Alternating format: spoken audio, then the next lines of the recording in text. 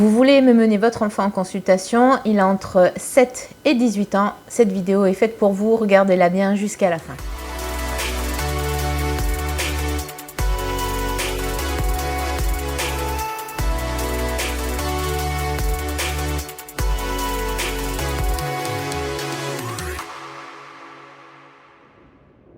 Bonjour, je m'appelle Laetitia Gély, je suis hypnothérapeute à Pertuis. Et la question qu'on me pose souvent, c'est à partir de quel âge prenez-vous les enfants? Donc les enfants, je les prends à partir de 7 ans. Et si c'est plus jeune, téléphonez-moi, on verra ensemble si c'est possible, mais majoritairement à partir de 7 ans.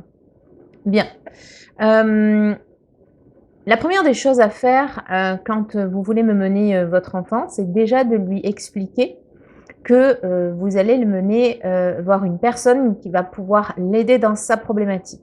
Si vous voyez qu'il est hyper réfractaire, il faut qu'avant la consultation, vous ayez pu le calmer, que vous ayez pu lui expliquer en quoi va se passer les séances, en quoi ça va pouvoir l'aider, etc. Moi, j'ai besoin que vous demandiez l'accord à votre enfant avant de me le mener. Voilà, alors enfant, je dis entre 7 et 18 ans, d'accord? Et vous allez me dire: «Oui, mais s'il a 7 ans, il n'a pas son mot à dire». Alors, bien sûr, c'est vous qui allez prendre la décision de le mener ou pas, mais avant, s'il vous plaît, expliquez-lui qu'il n'arrive pas dans mon cabinet à reculons, parce que sinon on va passer énormément de temps à lui expliquer pourquoi il est là, et cetera. Et des fois, les séances, elles se terminent un peu en eau de boudin, parce que le gamin ne veut absolument pas être là, ne veut absolument pas parler, et cetera. Donc ça, c'est compliqué. Ça a été rare, mais quand ça arrive, c'est compliqué. Donc, vérifiez en amont déjà que votre enfant est bien d'accord avec ça et que ça va bien se passer durant la séance. Bien.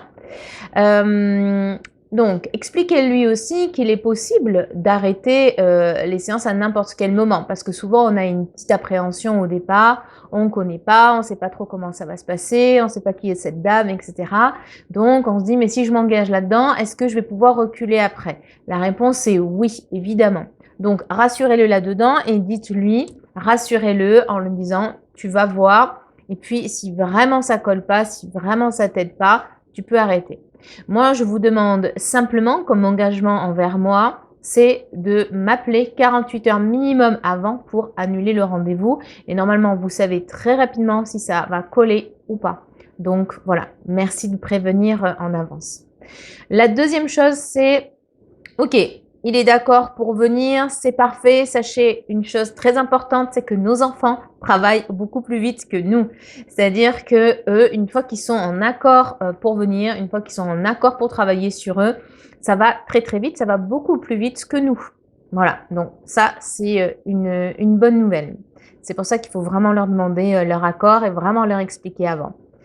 Je vous donne un point de vue global ce qui va se passer, puis après un peu les particularités en fonction des âges, d'accord? On va distinguer à peu près 3 groupes d'âge, je dis vraiment à peu près, parce que les enfants évoluent eux-mêmes de manière différente. Donc, on va distinguer le groupe d'âge 7-13 ans, les 14-16 ans et les 16-18, voilà, à peu près, ok? Donc, le troisième point, ben, c'est lors de la première séance, l'idéal, c'est que vraiment les 2 parents soient présents. Pourquoi? Ben, comme ça, les 2 parents sont impliqués là-dedans et puis surtout, vous pouvez, vous 2, entendre le même discours. Parce que vous savez bien que quand il y en a un qui va retranscrire mon discours, il va être retranscrit avec ce qu'il a compris, avec ce qu'il a retenu. Voilà. Et quand on est 2, eh bien, on va retenir des choses différentes et on va les entendre de manière différente. Donc, c'est bien que les 2 parents puissent être là en même temps. Je sais que ce n'est pas toujours évident, mais c'est vraiment l'idéal. Ensuite, pourquoi les 2 parents? Parce que moi, ça me donne aussi pas mal d'informations sur le cadre de vie de l'enfant. Comment il vit, quel langage vous utilisez envers lui, comment lui il réagit, comment votre enfant réagit face à vous physiquement. Voilà, il y a plein d'informations qui sont intéressantes lors de ce rendez-vous si les 2 parents sont là. Voilà. Ou alors vous pouvez faire un premier rendez-vous, la maman, le deuxième rendez-vous le papa, voilà. Vous pouvez vous partager, ça comme ça aussi, mais l'idéal c'est vraiment que je vous vois en même temps. Le quatrième point, c'est ben voilà, on a 1 heure de temps. Vous allez voir que ça passe très, très vite, 1 heure. En 1 heure de temps, on va essayer de le partager de cette manière-là, à peu près, hein, c'est indicatif, c'est pas au timing près. Une demi-heure où vous allez me dire, bah, quelle est la problématique de l'enfant, en quoi je peux l'aider aujourd'hui, le motif de votre consultation. Vous allez me donner votre point de vue à vous en tant que parent et ensuite je vous demanderai, d'attendre en salle d'attente sur la deuxième demi-heure où je vais demander le point de vue de l'enfant, comment lui se sent et au travers de cette problématique, lui, comment il le vit. Voilà. Et puis, à la fin de notre, séance, je reviendrai vous chercher, dans la salle d'attente pour vous faire ensuite un petit, débriefing rapide et vous donner les conseils pour, la fois prochaine. Soit on aura besoin de se revoir, soit pas. Donc, c'est à ce moment-là que je vous le dirai. Voilà.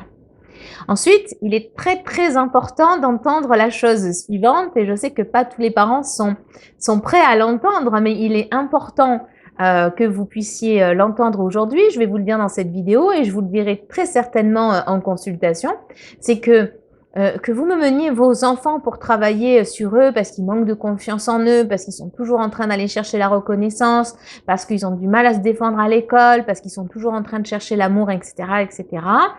C'est très bien que vous les meniez, c'est très bien qu'ils puissent commencer, à travailler, sur eux dès le plus jeune âge, c'est parfait. C'est pas moi qui vais vous dire l'inverse. Néanmoins, en fonction de la catégorie d'âge, par exemple les 7-13 ans, il faut bien que vous vous rendiez compte que même si nous on travaille tous les 2, donc votre enfant et moi, ils sont sous votre autorité.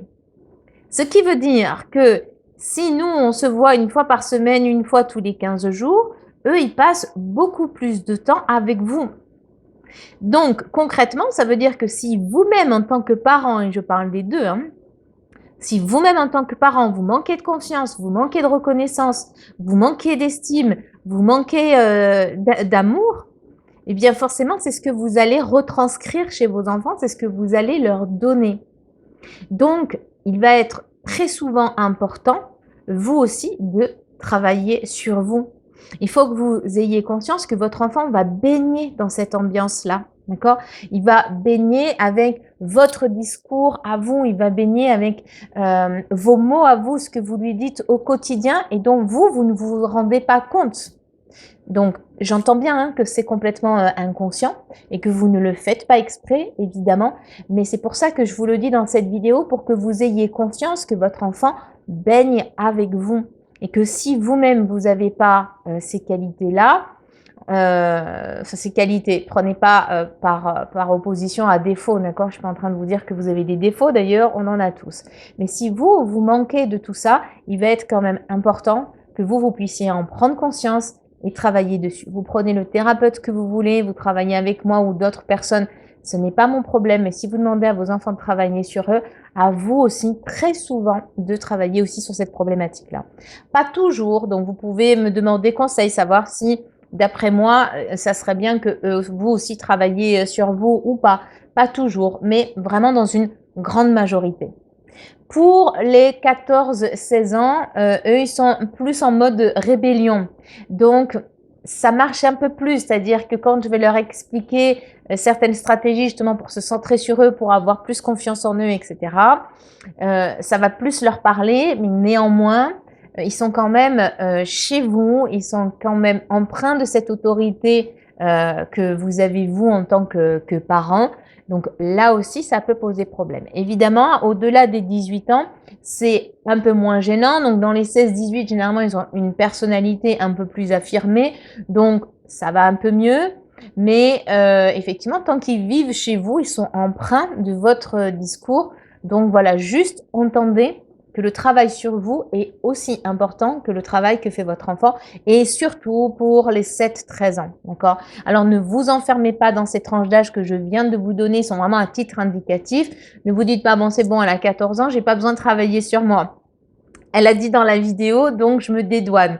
Non, il est possible aussi que même si elle est 14 ans, 15 ans, ou il est 14, 15 ou 16 ans, heu, il ait besoin aussi de votre positionnement et des fois, il y a besoin simplement aussi, d'1 ou 2 séances pour vous, pour que vous puissiez être vraiment en harmonie avec votre jeune, pour que vous puissiez vraiment mieux communiquer et ça, c'est souvent à partir des 13 ans, hein, 13 ans, 14 ans, 15 ans où on commence la crise d'adolescence. C'est quand même important qu'il n'y ait pas que le jeune qui travaille sur lui, mais que vous aussi, vous puissiez avoir des clés et du coup parler d'une même voix. Voilà. Il me semble que, j'ai parlé de tout, que je vous ai tout dit à ce propos.